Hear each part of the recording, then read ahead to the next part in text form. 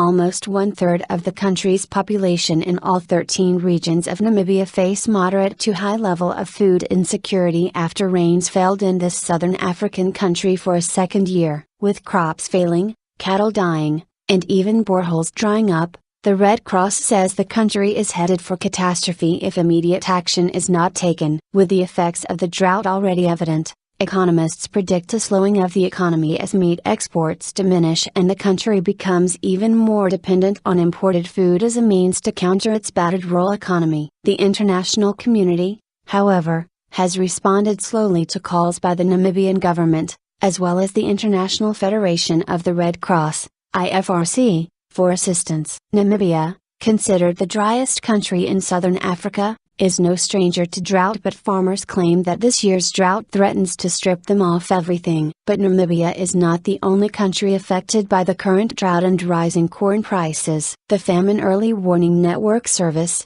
FEWS, warned on September 3 that reduced corn production across the region, including South Africa, has created a ricochet of high prices and acute food insecurity in neighboring Zimbabwe and Malawi. Al Jazeera talks to Alexander Matthew, IFRC regional representative for Southern Africa, about the impact of the drought in Namibia and why the world ought to take notice before the effects spiral out of control. The impact of the drought appears to be at the beginning stages. Why is it necessary to act now? IFRC, slow onset disasters are not visually shocking until their final stages. One day is barely different from the next. You need to measure changes over longer time frames. How much were people eating 2 years ago and how much are they eating now? How much did people own 2 years ago and how much do they own now? It is a gradual downward slide. The challenge is to intervene while people still have the health and assets to recover as independently as possible.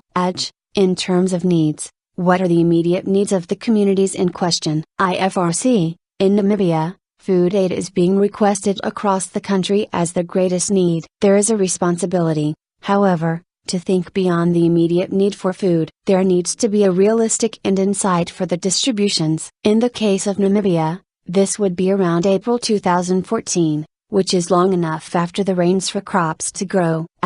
Food aid will only help in the interim. What would be the next step? IFRC, the aim of the response is to preserve lives and livelihoods until the next rains. The aim of preserving life will come in the form of hot food in urban areas, food distribution by the government in more rural areas, and possibly cash to enable people to independently prioritize their food or medical needs. It will also repair water supplies, particularly for public buildings such as schools and hospitals. To preserve livelihoods, communities will be supported with seeds and tools and in maintaining livestock. Over 30 children have died from malnutrition-related causes this year in Namibia, and the number will surely rise if this emergency response is not scaled up. The response will reduce, and hopefully stop altogether, any more malnutrition-related deaths. It will also keep the population healthier and better able to recover economically. As it stands, what are the possible long-term effects of this drought on rural communities facing such heightened levels of food insecurity? IFRC, the long-term effects of drought are hard to measure. Families that have lost all their livestock may be forced to migrate to towns and become casual laborers. Other families will become more dependent on community help or government social protection. Malnourished small children may find their cognitive capacities and immune system permanently weakened.